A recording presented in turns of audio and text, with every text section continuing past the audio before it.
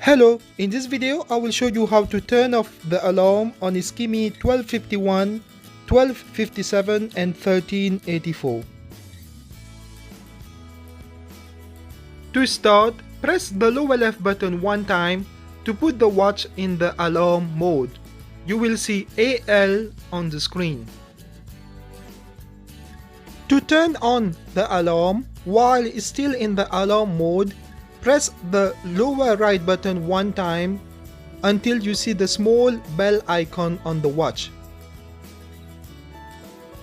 When you have the bell icon on the watch, the alarm is turned on. Press one more time on the lower right button and you will have a snooze alarm. That is, the alarm will ring several times. And if you press one more time on the lower right button, the alarm will turn off. That is, the bell icon will disappear. Press the lower left button a few times to return to the timekeeping mode. Here is how to set the time, date and alarm on the same watch. Thank you for watching this video and please subscribe to my channel.